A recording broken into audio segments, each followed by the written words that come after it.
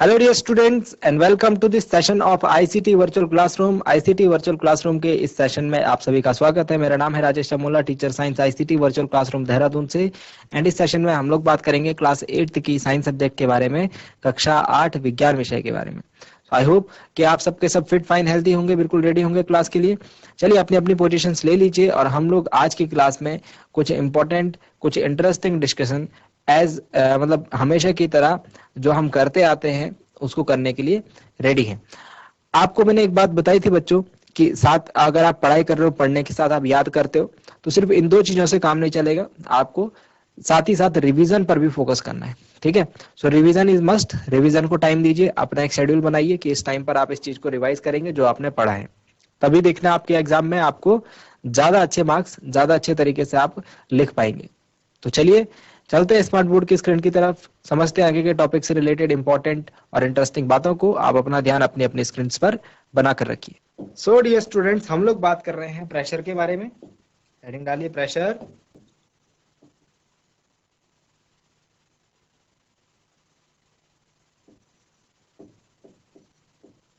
यानी दाब।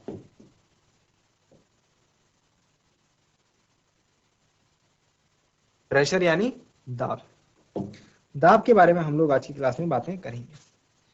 दाब क्या होता है? सबसे पहले दाब की परिभाषा हमने अपनी प्रीवियस क्लासेस में सब कुछ समझ रखा है। ठीक है, तो दाब को हम लोग डिफाइन करते हैं। सबसे पहले दाब की परिभाषा, the force acting on a unit area of a surface is called pressure.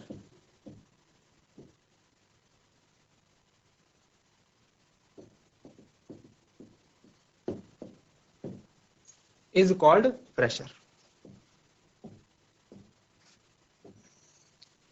The force acting on a unit area of surface is called pressure. यानी कि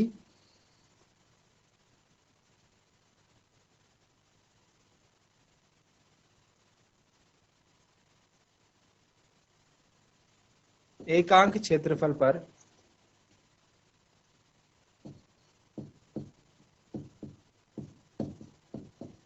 लगने वाले बल को दाब कहते। एकांक क्षेत्रफल पर लगने वाले बल को दाब कहते हैं। इतनी बात समझ में आ गई। नेक्स्ट हमारे पास आता है प्रेशर को हम इस तरीके से भी लिख सकते हैं। बल को हमने क्या बोला, डेफिनेशन क्या बोली? एकांक क्षेत्रफल पर लगने वाले बल को। तो मतलब बल जो है वो किस पर लगेगा? एकांक क्षेत्रफल। एकांक क्षेत्रफल को हम किस में लिखते हैं? बटे में। तो फोर्स अपॉन एरिया, यानी कि हम ये कह सकते हैं दाब बराबर बल बटे क्षेत्रफल। दाब बराबर बल बटे क्षेत्रफल। इसका जो फॉर्मूला है वो बन के आता है यहां से P is equal to F upon A. F मतलब फोर्स, ए मतलब एरिया। इन शॉर्ट हम इसको ऐसे लिखते हैं। ठीक है, तो ये सूत्र याद रखेंगे, P बराबर एफ बटा ए। दाब बराबर बल बटे क्षेत्रफल। एकांक क्षेत्रफल पर लगने वाले बल को दाब कहा जाता है। ठीक है ना, समझ में आ रही है ये बात? कोई दिक्कत इसमें नहीं है। ठीक है, नेक्स्ट हम लोग जाते हैं नेक्स्ट पॉइंट के ऊपर।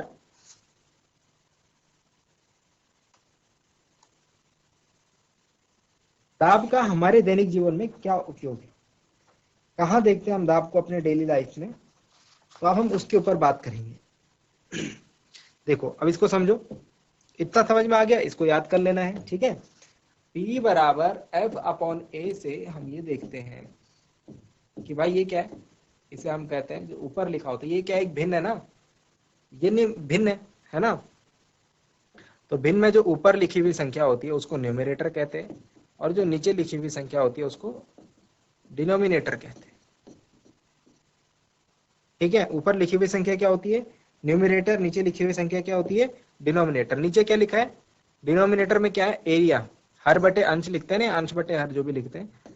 तो नीचे क्या है हमारे पास, डिनोमिनेटर है, डिनोमिनेटर में हमारे पास क्या है, क्षेत्रफल है, न्यूमिनेटर हमारे पास बल है। तो ध्यान दो, अगर बल मेरे पास दे रखा है 10 सपोज, ठीक है, ऐसे ही एज एग्जांपल ले रहा हूं, 10 मात्रक हमारे पास बल दे रखा है, और क्षेत्रफल दे रखा है एक बार 5 और एक बार 2, बल उतना ही है, फोर्स उतना ही लग रहा है, ठीक है। तो प्रेशर कहां पर ज्यादा लगे, प्रेशर बराबर क्या होता है, फोर्स अपॉन एरिया, मतलब बल को भाग दे दो किससे, इससे, क्षेत्रफल से। तो 5 दूनी 10, तो P बराबर कितना आ गया, 2 आ गया यहाँ पर, 2 मात्रक। इधर देखो, इधर क्या होगा, P बराबर F बटे, ठीक है, P बराबर 10 बटे 2 करके देखो एक बार, तो 2 पंजे 10। P का मान एक जगह 5 आ रहा है, एक जगह 2 आ रहा है, ये बीच का सारा आप भूल जाओ, ये मैं आपको दिखाने के लिए करा था, ये भी सारा भूल जाओ। यहां पर इस चीज को समझो, जब एरिया यानी कि क्षेत्रफल बड़ा है, 5 बड़ा है या 2 बड़ा है, 5 बड़ा है, तो जब एरिया ज्यादा है तो प्रेशर कम आ रहा है, यहाँ ये बड़ा है या ये छोटा है, देखो लिखो इसको, लिखो इसको, समझो, ये बहुत इंपॉर्टेंट चीज है, इसको समझने की कोशिश करना। एक भी बच्चा ऐसा नहीं होना चाहिए जिसकी समझ में ये ना आए। यहाँ पर क्षेत्रफल जो है वो बड़ा है, और यहाँ पर क्षेत्रफल जो है वो छोटा है, यानी एरिया जो है इधर स्मॉल है और इधर बिग है। यहाँ पर दाब जो है, देखो दाब यहाँ पर क्या है, कम है, और यहाँ पर दाब जो है ज्यादा है, 5 ज्यादा होता है या 2 ज्यादा होता है, 5 ज्यादा होता है, तो ये ज्यादा है ये कम है ना, तो यहाँ पर दाब ज्यादा। अब जब मैंने दाब ज्यादा, दाब बढ़ा, दाब कब बढ़ा, प्रेशर ज्यादा कब आया, जब जब क्षेत्रफल छोटा करा तब प्रेशर ज्यादा हुआ, जब क्षेत्रफल बड़ा करा तब प्रेशर कम हुआ, तब दाब कम हुआ। यहां से हमको क्या बात पता चल रही है, यहां से हमको सीधे सीधे एक बात पता चल रही है कि जब कोई चीज डिनोमिनेटर में लिखी होती है यानी बटे में लिखी होती है, तो उसको बढ़ाने पर ये राशि घटती है और उसको घटाने पर ये राशि बढ़ती है, उल्टा काम होता है, ठीक है। तो यहाँ पर लिखेंगे, नोट की फॉर्म में लिखेंगे 3-4 बातों को, इंपॉर्टेंट नोट की फॉर्म में 3-4 बातों को लिखेंगे। नंबर 1 बात, फर्स्ट पॉइंट, क्षेत्रफल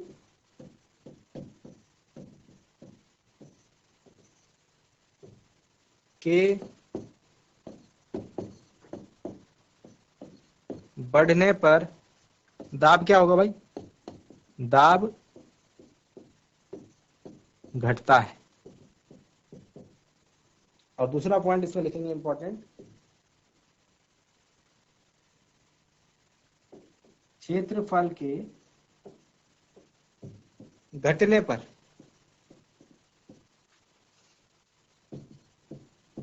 दाब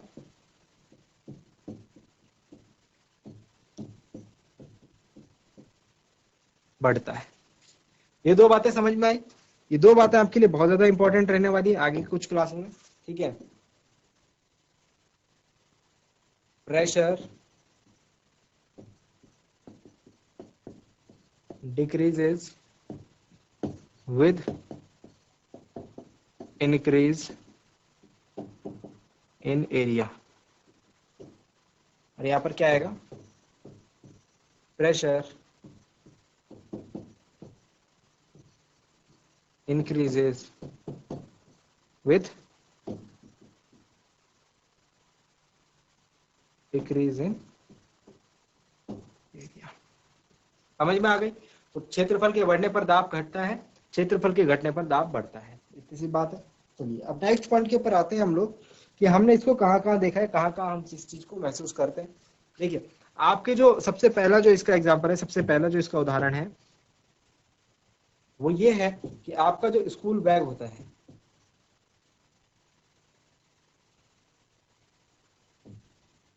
स्कूल बैग की पट्टियां, स्कूल बैग की जो पट्टियां होती हैं वो कैसी बनाई जाती हैं, वो चौड़ी बनाई जाती है। कैसी बनाई जाती है, चौड़ी बनाई जाती है। चौड़ी का क्या मतलब है, चौड़ी का मतलब है क्षेत्रफल बढ़ाना और क्षेत्रफल बढ़ाना मतलब दाब घटाना। तो क्या मतलब है इसका, आपके कंधों पर थोड़ा बोझ जो है वो कम पड़ता है। कब, जब स्कूल बैग की पट्टियां चौड़ी होती हैं। चौड़ी होने का मतलब क्षेत्रफल बढ़ जाता है, और आपने देखा क्षेत्रफल के बढ़ने पर दाब घटता है। तो आपके कंधों पर थोड़ा कम वजन आपको महसूस होता है, आपको ज्यादा तकलीफ नहीं होती है। ठीक है ना। तो स्कूल बैग की पट्टियां चौड़ी बनाने पर क्षेत्रफल बढ़ जाता है और दाब जो है घट जाता है। समझ में आ गई ये बात? ठीक है। तो क्यों बनाई जाती है चौड़ी, समझ में आ गया। इसके अलावा कील, इसको हम इंग्लिश में क्या बोलते हैं, नेल, का सिरा कैसा होता है, नुकीला होता है। कील का सिरा कैसा होता है, नुकीला होता है। क्यों होता होगा, नुकीला सिरा मतलब क्षेत्रफल क्या है, अगर चौड़ा बनाता मैं तो क्षेत्रफल ज्यादा होता। नुकीला मतलब क्षेत्रफल क्या है उसका कम हो गया। क्षेत्रफल कम हो गया मतलब उसके ऊपर जब हथौड़े से मारा जाएगा तो वहां पर दाब ज्यादा हो जाएगा। दाब ज्यादा हो जाएगा तो कील आसानी से दीवार में ठुक जाएगी, दीवार के अंदर घुस जाएगी। समझ में आया नहीं आया? ठीक है। तो कील का सिरा नुकीला क्यों बनाया जाता है, इसलिए बनाया जाता है। इसके अलावा चाकू जो होता है हमारे घर में जिससे सब्जी काटते हैं, चाकू की जो धार है वो कैसी रहती है, चाकू की धार हम कैसे बनाते हैं, एक चाकू है जिसपे धार नहीं है, दूसरा चाकू है जिसपे धार है। सब्जियां किससे आसानी से कटेंगे, जिस पर धार है। क्यों, क्योंकि जो धारदार चाकू होता है उसका क्षेत्रफल देखो, धार है नुकीला है तो उसका क्षेत्रफल क्या है, कम है। क्षेत्रफल कम है तो दाब ज्यादा, मतलब आप हल्का सा दबाएंगे ज्यादा दाब लगेगा, आपकी सब्जी जो है आसानी से कट जाएगी। लेकिन अगर दूसरी तरफ आपके पास जो चाकू है जिसकी धार नहीं बनी हुई है तो मतलब उसका क्षेत्रफल ज्यादा, क्षेत्रफल ज्यादा मतलब वहां पर दाब कम, तो आपको जो है ज्यादा उसको दबाना पड़ेगा, आपको ज्यादा प्रेस करना पड़ेगा, ज्यादा मेहनत करनी पड़ेगी बिना धार वाले चाकू से सब्जी काटने के लिए। समझ में आया है, समझ में आया है पॉइंट। तो ये सारे जो है हमारे पास एग्जाम्पल हैं कि हम लोग जो है जितने भी छेद करने वाले नुकीले है ना इस टाइप के जो भी औजार होते हैं उनका आगे से जो सिरा होता है उसको नुकीला, उसका क्षेत्रफल कम से कम रखा जाता है ताकि दाब जो है वहां पर बढ़े। ये पॉइंट समझ में आ गए सबको? ठीक है, गुड। अब जो है हम ये दाब जो है इसको कहाँ कहाँ देखते हैं। तो दाब ऐसा नहीं कि सिर्फ हमारे जो ठोस हैं यही अप्लाई करते हैं। ठोस द्रव गैस पढ़ा होगा आपने ना, जो अब अभी मैंने कील की बात करी, बैग की बात करी, चाकू की बात करी, ये सभी क्या है, ठोस है। तो क्या द्रवों और गैसों में बल, सॉरी दाब नहीं होता। तो प्रेशर जो है, दाब जो है वो द्रव और गैस भी हमको देखने को मिलता है, उनमें भी देखने को मिलता है। तो pressure, pressure exerted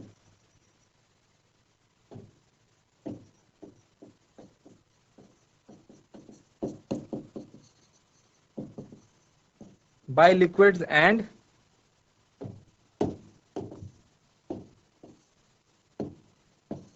by liquids and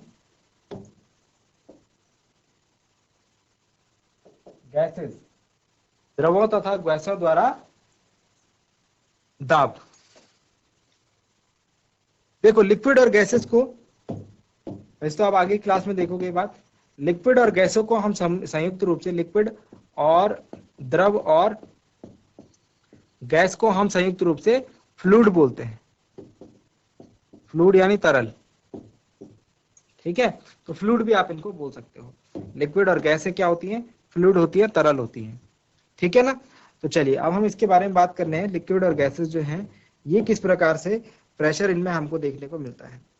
तो लिक्विड, हम लिक्विड को कहाँ रखते हैं, द्रव को हम कहाँ रखते हैं, कोई बता पाएगा? द्रव और गैसों को हम कहाँ रखते हैं? बहुत ही आसान सा क्वेश्चन। बर्तन में, बर्तन में ही तो रखते हैं, पानी को हो गया, गैस को हो गया, है ना। इन कंटेनर्स हम इनको रखते हैं। तो जिस बर्तन में रखे जाते हैं उस बर्तन की दीवार पर जो द्रव है या फिर जो गैस है वो दाब आरोपित करती है। उस बर्तन की दीवार पर जो द्रव है या जो गैस है वो दाब आरोपित करती है। ठीक है ना। तो इसको हम समझते हैं pressure exerted by liquid and gas में। आप इसके लिए क्या एक्सपेरिमेंट करेंगे, एक छोटा सा एक्सपेरिमेंट है, देखो कैसे करेंगे। एक बोतल आपको लेनी है,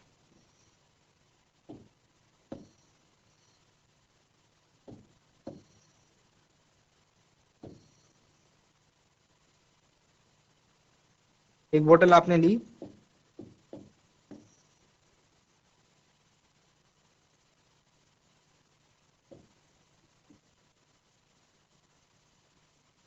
यहाँ पर उसकी कैप हो गई, ठीक है। ये बोतल आपने ली, इस बोतल में आपको क्या करना है, पानी भरना है। पानी भर दिया, पूरा फुल पानी भर दिया इसमें, ठीक है। अब आप देखेंगे कि यहाँ पर अगर आप एक छेद कर देंगे, इस बोतल में अगर आप एक छेद कर देंगे तो क्या होगा, एक छेद कर देते हैं इसमें, सपोज मैंने यहां से छेद कर दिया इसमें,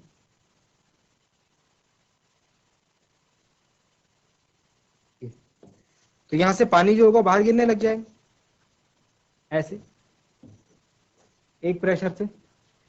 तो यहां पर हम क्या देख रहे हैं, अगर ये पानी जो है इस बर्तन की दीवार पर दाब नहीं डालता तो बाहर क्यों आता, समझ में आ रहा है।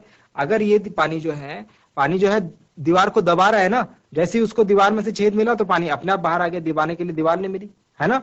तो यहां पर क्या देखने को हमको मिला कि जब किसी बर्तन में हम जल रखते हैं या फिर गैस रखते हैं, तो वो बर्तन या गैस जिस बर्तन में वो रखी जाती है उसकी दीवार पर दाब आरोपित करती है। और जैसे ही हम देखते हैं कि जैसे उसको जगह मिलती है अपने वहां से बाहर प्रवाहित होने के लिए, तो वो इजीली जो है फ्लो होने लग जाती है, ठीक है ना। तो यहां पर हम लोग जो है कुछ पॉइंट से निकालेंगे, कुछ ऐसे ही एक्सपेरिमेंट्स के बेसिस पर हमने कुछ बातें लिखी है, ठीक है। उन बातों को हम लोग अब यहाँ पर कंक्लूड करेंगे। तो क्या क्या हमने देखा, हमने ये देखा, एक बात तो हमें पता लग गई कि जिन बर्तनों में हम द्रव और गैसों को रखते हैं उन बर्तनों की दीवार पर ये दाब आरोपित करते हैं, प्रेशर एग्जर्ट करते हैं, ठीक है।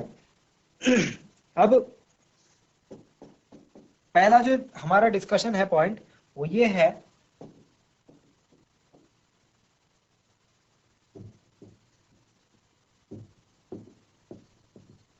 pressure exerted by water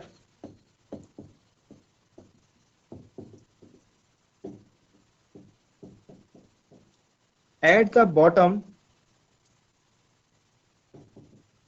of the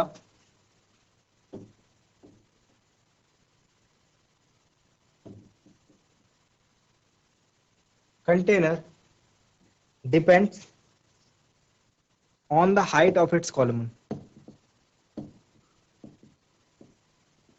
on the height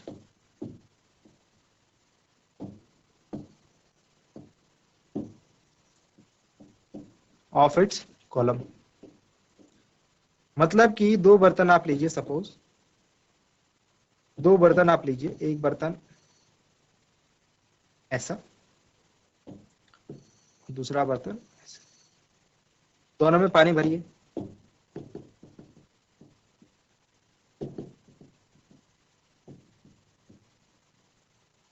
ठीक है। अब इसमें जो नीचे वाला पार्ट है इसको हटा दीजिए, नीचे वाले पार्ट को हटा करके यहाँ पर एक बैलून लगा दीजिए, यहाँ पर क्या लगा दीजिए, एक बैलून लगा दीजिए, ऐसे बैलून लगा करके और इसको बांध लो बैलून को इस पर, ठीक है। और यहाँ पर भी क्या करो, इसका नीचे वाले पार्ट को हटाओ और यहाँ पर भी एक बैलून को लगा करके इसको आप बांध दीजिए, ठीक है ना। देखिए ये जो प्रेशर होगा, यहाँ पर जो दाब होगा, ये पानी जो है नीचे आएगा, इसको प्रेस करेगा नीचे की तरफ, है ना, इसको नीचे की तरफ प्रेस करेगा, और यहाँ भी पानी आएगा, यहाँ पर भी दाब जो है इस बलून पर लगेगा, इस गुब्बारे पर लगेगा और इसको नीचे की तरफ प्रेस करेगा, है ना। तो यहां पर ये देखा जाएगा, आप जब इस प्रैक्टिकल को करेंगे तो आप ये महसूस कर पाएंगे कि ये वाला जो बैलून है इस पर जो प्रेशर है वो कम लग रहा है और यहाँ पर जो प्रेशर है वो ज्यादा लग रहा है, आपको ये ज्यादा फूला हुआ दिखाई देगा ये वाला गुब्बारा। तो इससे हमको क्यों पता लगा ऐसा क्यों हुआ, क्योंकि यहाँ पर देखो, यहाँ पर जो ऊंचाई है, जल की जो ऊंचाई है वो कम है और यहाँ पर जो है जल ज्यादा ऊंचाई तक भरा हुआ है। तो यहाँ से हमने क्या निष्कर्ष निकाला कि ज्यादा ऊंचाई तक भरा हुआ जल जो है बर्तन की जो तली है उस पर ज्यादा दाब आरोपित करता है, ठीक है ना। तो दाब किस पर डिपेंड करेगा, हाइट पर, कितनी हाइट तक, कितनी ऊंचाई तक जो है जल उसमें भरा हुआ है। समझ में आई बात, ठीक है। नेक्स्ट पॉइंट है,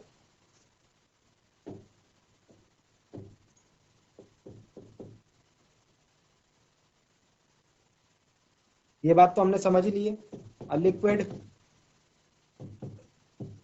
exerts pressure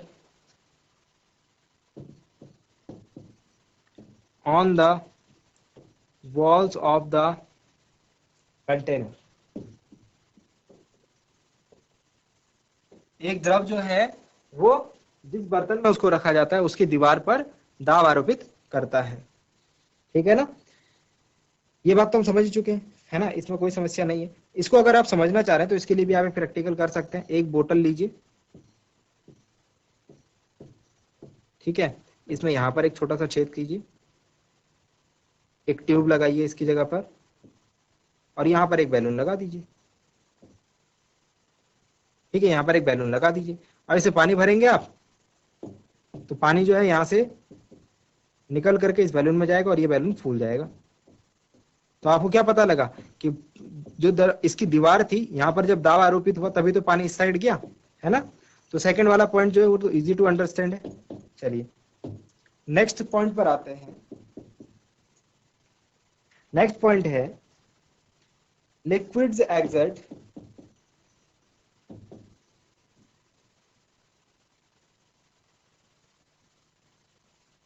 equal pressure at the same depth।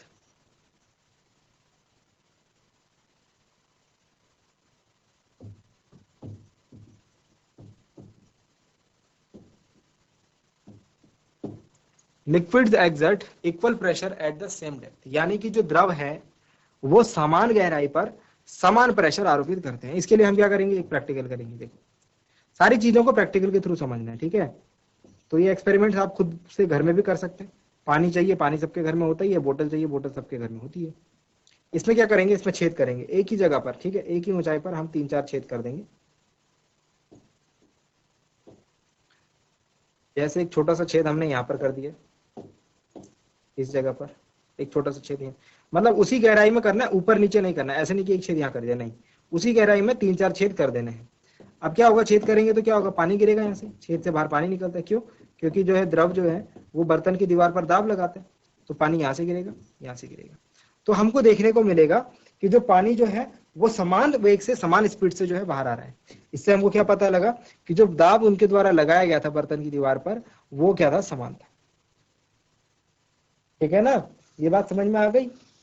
चलिए तो यहां से नेक्स्ट पॉइंट हमारे पास ये है कि जिस प्रकार से लिक्विड्स हमने देखा, जिस प्रकार से द्रव हमने देखे कि वो बर्तन की दीवार पर दाब आरोपित कर रही हैं, ठीक उसी प्रकार गैसेस भी, यानी गैसें भी जो है वो जिस बर्तन में रखी जाती हैं उस बर्तन की दीवारों पर दाब आरोपित करती है। तो gases to exert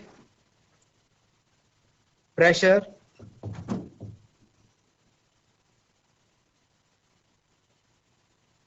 on the walls of their container।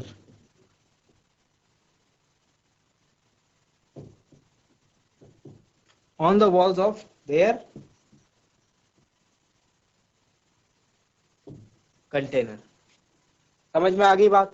तो ये हमारे पास कुछ बातें हैं इस चीज को प्रूफ करती हैं कि जो बर्तन होते हैं उनमें अगर हम कोई द्रव रखते हैं या फिर कोई गैस रखते हैं तो वो बर्तन की दीवारों पर दाब आरोपित करती हैं, प्रेशर एक्सर्ट करती है, जिसके कारण हमको डिफरेंट चीजें होती हुई दिखाई देती है। और इसका जो है हमने काफी सारे प्रैक्टिकल्स के थ्रू हमने इसका सिग्निफिकेंस देख लिया और हमने चेक भी कर लिया। ठीक है ना, समझ में आ गई ये बात। चलिए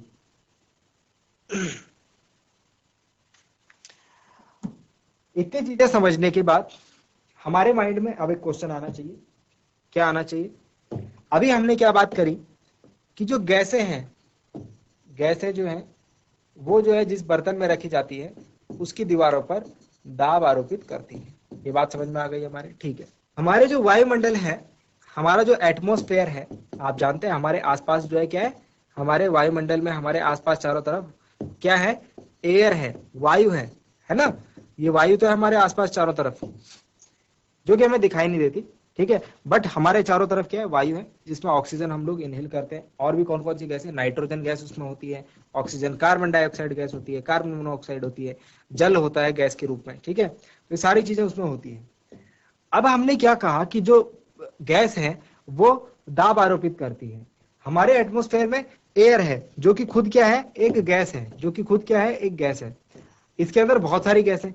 तो क्या ये गैस जो है हमारे एटमॉस्फेयर में, हमारे जो आसपास का एटमॉस्फेयर है उसमें दाब आरोपित नहीं करती होंगी, बिल्कुल करती है, और इसीलिए हम इसको कहते हैं एटमॉस्फेरिक प्रेशर, इसीलिए हम इसको कहते हैं एटमॉस्फेरिक प्रेशर। तो हमारे दिमाग में कोई क्वेश्चन आया कि क्या ये गैसें जो है हमारे आसपास वायुमंडल में भी तो गैसें हैं, क्या ये भी दाब आरोपित करती है क्या? हाँ करती है। उसको हम क्या कहते हैं? एटमॉस्फेरिक प्रेशर, वायुमंडलीय दाब कहते हैं। उसको हम क्या कहते हैं? वायुमंडलीय दाब या फिर एटमॉस्फेरिक प्रेशर।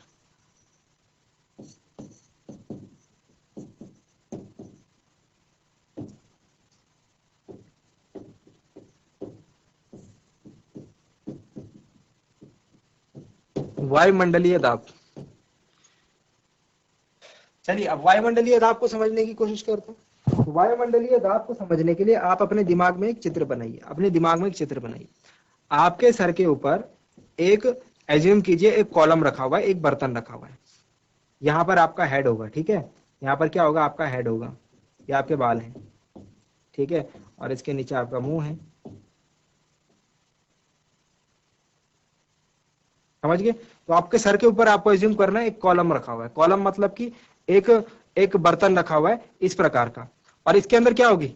इसके अंदर क्या होगी भाई? इसके अंदर एयर होगी। इसके अंदर क्या होगी? इसके अंदर वायु होगी। अभी हमने क्या देखा था कि जो वायु होती थी वो क्या होती थी? वो अपने चारों तरफ जो बर्तन जिसमें वो रखी है उसकी दीवारों पर दाब डालती है ना? तो मतलब ये जो है ये आपके सर पर भी जो है प्रेशर डालेगी। आपके सर पर भी क्या है? आपको दाब महसूस होना चाहिए, लेकिन हमें ये दाब जो है महसूस नहीं होता, ये प्रेशर जो है हमें महसूस नहीं होता। We can not feel this pressure. समझ में आया? समझ में आया है? नहीं आया है? तो इसके पीछे क्या कारण है? इसके पीछे क्या कारण है कि ये जो दाब है ये आपको नहीं महसूस हो रहा है? इसके पीछे क्या कारण है? इसके पीछे कारण ये है कि जो हमारे शरीर है, हमारे शरीर के अंदर भी जो है एक, हमारे शरीर के अंदर भी क्या है? एक प्रेशर होता है। हमारे शरीर के अंदर भी क्या है? उसका एक अपना प्रेशर होता है। जैसे आपने सुना होगा ब्लड प्रेशर है ना? ऐसे ही हमारे बॉडी के अंदर का भी एक प्रेशर है। ये बाहर का प्रेशर और ये बाहर वाला दाब और ये अंदर वाला दाब जो है एक दूसरे को बैलेंस कर लेते हैं, संतुलित कर लेते हैं। क्या कर लेते हैं? एक दूसरे को संतुलित कर लेते हैं, बैलेंस कर लेते हैं, जिस कारण जो है हमें इस दाब का अनुभव नहीं होता, इस प्रेशर का पता नहीं लगता। बात समझ में आई है? तो ये रीजन है हमारे पास। इसके अलावा अगर बात करें कि ये जो दाब है ये कितना होने वाला है, अगर हम इसको एज्यूम करें, तो सपोज मैं ये बोलता हूं कि जो कॉलम मैंने लिया है, सपोज मैं ये बोलता हूं ये कॉलम जो मैंने लिया है ये 15 सेंटीमीटर इसकी लंबाई है और 15 सेंटीमीटर इसकी चौड़ाई, ठीक है, 15 सेंटीमीटर इसकी लंबाई है और 15 सेंटीमीटर चौड़ाई है, ठीक है। तो दाब बराबर क्या होता है? बल बटे क्षेत्रफल। दाब बराबर क्या होता है? बल बटे क्षेत्रफल। अब वायुमंडल है तो वायुमंडल के लिए हमें दाब पता है, वायुमंडल के लिए हमें दाब पता है, P = 1 ATM होता है, एक वायुमंडलीय दाब हम इसे कहते हैं। चलिए अब इसको कैलकुलेट करते हैं। P की वैल्यू 1 रखते हैं, F हमको पता नहीं, बल नहीं पता कितना बल लग रहा है हमारे ऊपर, एरिया पता है 15 गुणा 15, 15 गुणा 15 कितना होता है भाई? 225। तो यहाँ से F का मान मतलब बल का मान आया 225 न्यूटन, यानी कि जो बल हमारे सर के ऊपर लग रहा है इस वायुमंडलीय दाब के कारण वो 225 न्यूटन है, सॉरी 225 केजी है। न्यूटन में अगर इसे बात करें तो 2250 न्यूटन है। ये बल जो है बहुत ज्यादा होता है, ये मान जो है इसकी वैल्यू जो है वेरी लार्ज है। अगर इतना बल हमारे शरीर पर लगेगा, इतना बल हमारे हेड पर लगेगा तो हमारी बॉडी जो है क्रश हो जाएगी, हमारी बॉडी जो होगी क्रश हो जाएगी। लेकिन ऐसा होता क्यों नहीं है? इसके पीछे क्या रीजन है? इसके पीछे रीजन यही है कि बाहर का जो एटमॉस्फेरिक प्रेशर है, जो वायुमंडलीय दाब है, और हमारे बॉडी का जो प्रेशर है, ये दोनों एक दूसरे को बैलेंस कर लेते हैं, तो हमें इस बल का अनुभव नहीं होता है, इस फोर्स की जो है हमारे को फील नहीं हो पाती है। बात समझ में आई? So dear students, I hope जो बातें आपको बताई गई वो समझ में आई होंगी, इंटरेस्टिंग लगी होंगी और आपने ध्यान दिया होगा, अच्छी क्लास में नोट डाउन किया होगा। घर से रिवीजन करना ना भूलें, एक बार रिवीजन जरूर करें। अगली क्लास में मिलते हैं ऐसे ही एक इंपॉर्टेंट और इंटरेस्टिंग चैप्टर के साथ। आज के लिए इतना ही। क्लास से जुड़ने के लिए आप सभी का बहुत बहुत धन्यवाद। Thank you very much and have a nice